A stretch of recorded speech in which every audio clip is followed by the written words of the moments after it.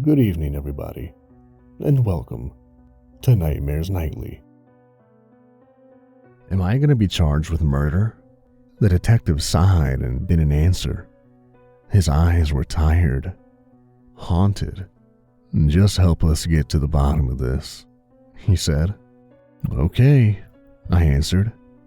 I'll do my best. I could hear the tremor in my voice. I hadn't stopped shaking since it happened. I'd had a strong drink to settle my nerves, and it hadn't worked. Let's start at the beginning, said the detective. You were having a Halloween party. Yeah. We do it every year. We take turns hosting, and the whole block participates. This year, it was our turn. So you're the one who set up the decorations? Yeah. Oh, God, I know that sounds bad, but it wasn't just me. It was lots of people. I was mostly just supervising. Can you give me a list of who was involved? Yeah, it was, I'm sorry, I'm all over the place. Just give me a moment to calm down. I can give you the list. That's all right. We can come back to that.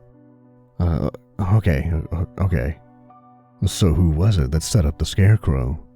It was me, but... Oh, hell. I mean, I didn't do that. I set it up the night before. Someone must have come in during the night and... Oh, God. The room swayed, and my breath came sharp and fast. My heart ratcheted up its pace to breakneck speed, and darkness began to close in around my vision. Hey, the detective said. Just calm down. You're hyperventilating. Take a nice, long, deep breath. I did as he said. My heart slowed, but the panic remained. Thanks. Do you think you can keep going? Yeah, just give me a moment. My body convulsed with tremors, but in a few minutes, they had settled down to a mild shaking in my hands. I gulped down a hard knot in my throat. Okay, I'm ready. So, the scarecrow, the detective prompted. The word filled me with dread.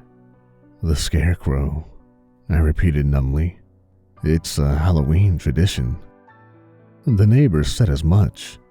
You destroy it every year? Yeah. Usually it's filled with candy and straw, like a piñata.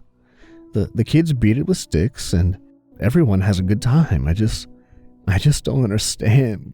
God, why would someone do that? It's too early to speculate, said the detective. Right now, we're just gathering the facts. When did you notice that something was wrong? Well, right away I noticed that the scarecrow wasn't coming apart as easily as it should have. But I just thought that I had put it together too well, so I grabbed a stick and... Yeah? I took a swing. The detective leaned forward. And then what happened? My shoulders slumped. My mouth was cottony and dry. And then the scarecrow began to bleed. And there was a pregnant pause. The detective's eyes bored into mine, willing me to continue. He said nothing, and I had to fill the silence. It fell over. The hat came off, and we saw that it was a body. What happened then? The kids started screaming. One girl started it, the Oakley girl, I think, and then they all went off. We, the other parents and I, we pulled them all away.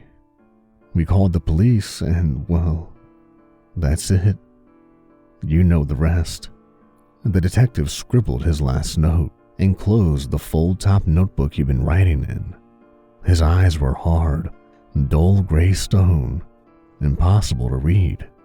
When he spoke again, his words were measured, careful. His voice was soft. What interests me, Mr. Johnson, is that you haven't asked about your wife. The question caught me completely off guard. My wife? She's out of town. Oh God, she's gonna freak out when she finds out what happened. She hates the block Halloween party enough as it is. Your wife is out of town? Prodded the detective. The question poked a fresh wound. Yeah, I said, forgetting my fear in a moment of irritation.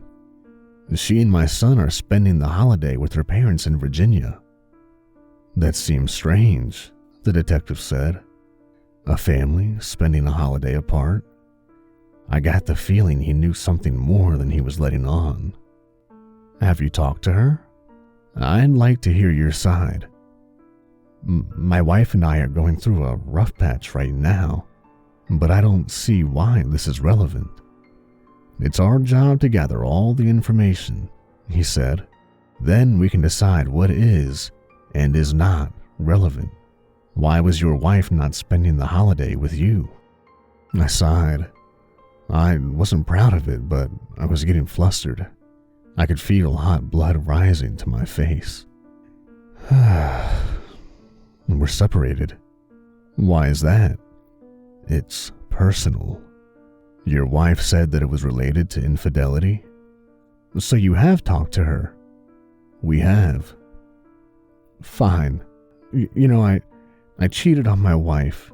I destroyed our family. It's all my fault. Now I've had a hell of a day, so if you don't mind, can you please tell me what the hell this has to do with anything? The detective paused. He spoke softly. Your wife is in police custody, Mr. Johnson. What? I'm sorry to have to tell you, but she has rendered a full confession. A full confession? For what? What the hell are you talking about? It happens occasionally in cases of separation.